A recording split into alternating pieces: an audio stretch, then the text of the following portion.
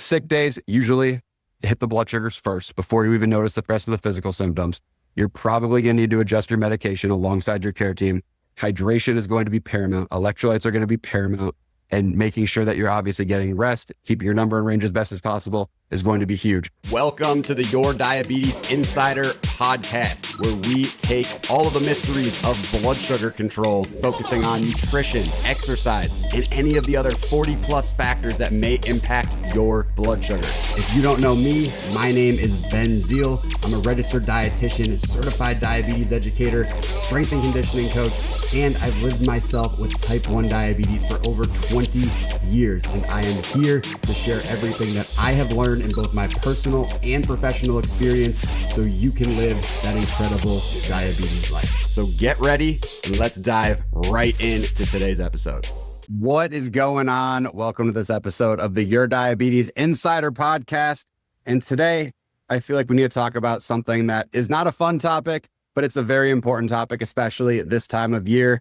And it may have already impacted you. It may not have already impacted you, but that would be none other than sick days. And I feel like they're absolutely brutal, right? It can range anywhere from you wake up with a sore throat and you just feel off and you're exhausted and your blood sugars are funky, all the way to if, God forbid, you can't keep any food down and you have to consider, am I having to seek additional medical care outside of my home? So you have to think about this from the whole spectrum of situations. But the biggest thing is with diabetes, sick days are different than for people without diabetes. And I remember as a kid, I was diagnosed at 7, right? And people would tell me, hey, sick days for you are a huge deal. Someone else gets a cold and God forbid you could end up in the hospital. And while that may have been slightly dramatic, it's not completely over the top. And so I was always acutely aware growing up. And the main reason being that illness can do a lot of nasty things to your blood sugar, especially with respect to stress hormones. Because think about it, right? If your body feels like it's under duress and your body is over here thinking, oh my God, I'm living my life, whatever, blood sugar is doing their thing. Let's just say you average 135 to keep it really easy. Well, suddenly illness shows up, your cortisol really spikes, right? Your cortisol spikes a ton and your body's saying, I'm under duress, help. I'm going to, unload a bunch of glucose from the liver to try to help you. Well, as a result of that, your blood sugar is going to go up. You're going to feel lousier. And then more importantly, because these hormones are elevated, you are now going to potentially have stubborn, high, nasty blood sugars for potentially up to days, hopefully not weeks, but ideally just a day or two. But even still, that can happen. It can be nasty. And then God forbid something happens where you have to go on to something like prednisone. I know I've told my story about that a while back, but recently, unfortunately, I had to go on prednisone and my blood sugars were a nightmare because corticosteroids are absolutely brutal. And I had to take way more insulin to keep myself in range. So as a result of this, right, you have to be aware as a person with diabetes, or if you have a family member with diabetes or a kid with diabetes, illness is a massive deal. And you have to have a game plan going in. If you have not come up with one with your care team already, you definitely need to have one because it's not something that you can think, well, it's fine. If God forbid it happens, I'll make sure I'm good. It's something you need to work ahead on because if you don't, it could be a situation where suddenly it's too late and things can escalate very quickly and it's not a good thing. So, kind of thinking of it at baseline, right? You're thinking about, okay, let's just say you wake up and you have a sore throat, your blood sugars run a little high. First thing I'll tell you straight up, it always hits the blood sugars first. Like you might feel totally normal. Maybe you're a little run down, you're a little tired, but your number suddenly is just stubborn high. You have no idea why. You're like, well, why is my number running, 190 when I hit the same thing I always do and I'm usually 120? That could be part of the situation. And so you're correcting more and you're dealing with this and you're a little tired, you're feeling a little funky. The blood sugar always gets it first. It's kind of like a warning signal. So if you're noticing you have these stubborn highs that are a little bit nasty, you have to ask yourself, is something going on underneath the surface? Is something brewing underneath the surface? And ask yourself, could it be illness? Could it be I'm not sleeping as well? Is there something else? Is there stress? Something else going on that could be causing your body to be under some duress. So that is part one. That's the biggest thing I want you to remember out of the gate before anything else. But then if God forbid it happens, right? Let's say you do get sick, your throat's sore, you have the tickle, you have a cough, whatever. You are going to have to work with your care team on what you're going to do with your medication. Whether you're type 1, type 2, you need to do something a little bit different. Because again, if you're on insulin, you're probably going to need more. I'm not even talking prednisone. That's a whole separate situation. If you're just sick in general, you probably need more. You may need to have a sick day profile. And that's something that I would definitely suggest working on with your care team of, hey, I know I'm going to be insulin resistant. How much more am I going to have to take? If you have type 2, you're on oral meds. You may need a modification of the oral meds. You may need to change what you're doing from a nutritional standpoint or from an activity standpoint, of course, not overdoing it, but to make sure that you are not going to be running higher for longer. And the reason I say this is because, again, your blood sugar runs higher. Once you hit 180, you're at the dehydration threshold. Your body's gonna start to expel water faster. That's a problem. It's a major problem because remember, you're getting more and more dehydrated. If your blood sugar is higher because you're trying to break through, the illness, which of course it's ironic, right? Your blood sugar is in range. You're able to fight off an illness better, but then your blood sugar is higher because you're sick. So it just makes it harder to deal with. It's this weird paradox that it's gross. But ultimately you have to think about it where your blood sugar is running higher. You're getting more and more dehydrated, which can then potentially push your blood sugar even higher than it already was.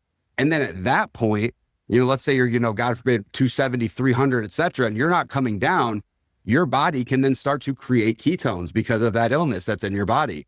And ketones, as you know, are very dangerous. They can eventually lead to diabetic ketoacidosis in this context, not keto diet ketones, same ketone body, different context of when they show up.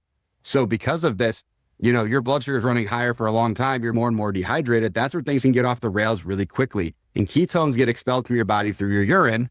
So you're going to want to make sure hydration is absolutely key. So if you're feeling kind of run down and gross and you have a sore throat, whatever, hydrate, and do your damnedest to keep your blood sugar in range as much as humanly possible. That's what's going to have to happen with that. Because again, it's already going to be harder to manage at baseline, but then if you're dehydrated, it's going to make it even more difficult. But you have to make sure, do you have keto sticks at home?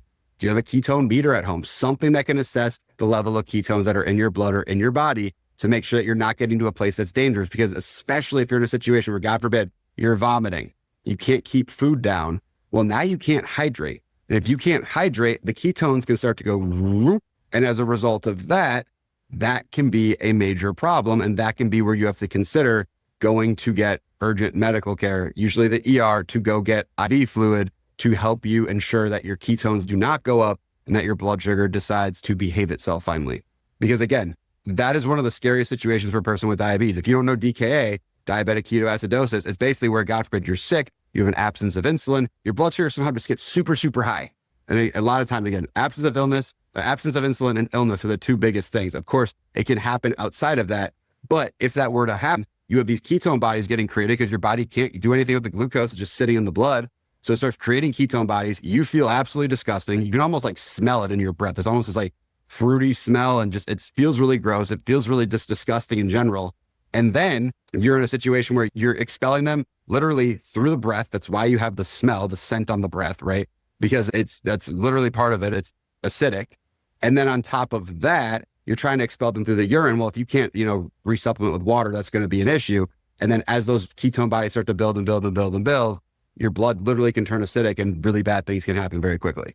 So that is why it's a huge deal where it's like, okay, have your game plan. Hey, you have the sniffles, whatever. That's one thing. But if, God forbid, you are starting to vomit and you cannot keep food down in any capacity, you have to know at what point you are going to go into the ER to seek urgent medical care. Or maybe if there's an urgent care near you that has IVs, et cetera. You get the idea. But you have to have that game plan. And that cannot be something where it's a spur of the moment. Oh, if it happens, that has to be we have thought this out. Like I'm telling you as a person with diabetes and the person who works in the field, this is one of those things. There's a lot of things in diabetes. You can say, I'm going to wing it. I'll figure it out at the last second. And you probably shouldn't, but you could get away with it. This is one where you cannot wing it. Like this is one where if nothing else, if you listen to every episode of the show, if you listen to 2 episodes of the show, if nothing else from anything here, you have to have your sick day plan. Like and with your care team, in conjunction with your care team, they have to be able to help you. And if they don't help you, they're like, oh, well, it's whatever. You need to find a care team that cares enough to help you with the sick day plan. Like this is a massive deal. And so, of course, you're monitoring your number. Ideally, you have a CGM, whether you're type 1 or you're type 2. You're hydrating, you're checking for ketones. Again, you can get keto sticks at like a Walgreens or a CVS, like $10, I think, or less. Over the counter, just ask for them at the pharmacy and they'll give them to you. But the other thing too, right, is you're hydrating. And at some point, the ideal is, okay, let's try to get some food into your system. Little amounts. Again, you're not trying to eat a ton of food. You're just trying to eat something to give your body energy. Because it's, again, this weird paradox where your body needs energy to fight something off, but you feel really gross. You don't want to eat anything. So you have to figure out things that are going to be simple. Ideally, if you're super insulin resistant, carbs may not be the best option, or at least a ton of them may not be the best option. But if, God forbid, you're vomiting, you may need to have something, and that may be the lightest option that you can do. So again, having this with your care team, I could go through a specific game plan, but I can't make it specific for you because if you are listening to this, there's a chance that you're working with our team. There's also a chance that you're not working with our team. So it all is very personal. It has to be personalized to the patient. If you're not working with our team, by the way, and you want to have insane blood sugars, like amazing numbers while you travel, while you eat amazing food, while you do the activities that you love, while feeling your best, getting stronger than ever, my team and I are here to help. We all have an intimate connection to diabetes or live with it ourselves. And we all have exercise backgrounds. We're all, of course, dietitians. So if that is you, holler at me on social media or in the show notes. I got the link to the site and we got you. But that being said, right, you have to have that game plan for a sick day with respect to what you're going to do if, God forbid, you're vomiting. And if it's, hey, you have a cough or you have, an ear infection or whatever, what you're going to do from a blood sugar standpoint to ensure your number doesn't just sit high for hours and hours on end, because that's going to be the big thing. You have to make sure that you have that game plan for either situation. And ideally hey, I've got a cough. Hey, I've got a sore throat. Ideally, that is the more common situation. It's not as drastic, right? Maybe you're taking it a little bit easier. You're not quite as active. You're still hydrating. You're still focusing on your number. You're keeping yourself in range. You're not eating crazy wild food. You're sleeping more, etc. You're doing all the things that you're supposed to be doing. But on the flip side, if God forbid it gets to that escalation of there's vomiting, there's other issues like that, you can't keep anything down, that's where you have to start thinking about what that next step is going to look like. Again, moderate or large ketones would be a major situational marker of, do you need to consider going in for care, right? Add that to can't keep any fluid down, vomiting, right? Those two things right there. You throw in a blood sugar, consistently over 250, 300, probably over 300. And that to me is the trifecta of cool, it's probably time to go in. God forbid you're dehydrated, God forbid there's a super fever, you have to consider that as well. But having your care team with a game plan with you to have this set, whether you are 7 years old or whether you are 47 years old, is going to be a massive deal. And again, this is not something you can just it'll be fine, I'll figure it out. Like, you need to have this mapped out in advance. I would even argue for the hydration side, like electrolyte pouches, the Pedialyte pouches would be great. Or, hey, I don't want the carbs in the Pedialyte pouches. There's other ones. Body Armor has flash IVs that, those are great. One of those could be great to help replenish the electrolytes. That's always going to be a big deal as well.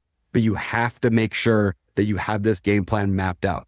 And again, if you're, God forbid, sick and you're like, hey, I don't feel good, etc., maybe consider also asking your care team.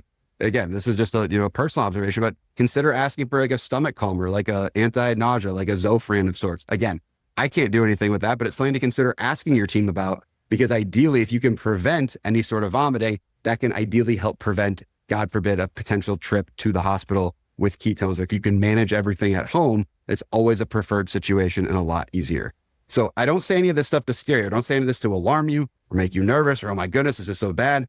The big reason that I bring all of this up is to make sure that you are in as good a spot as possible to ensure that you, if and when this happens, you are able to attack it. You're able to have it not really disrupt your life.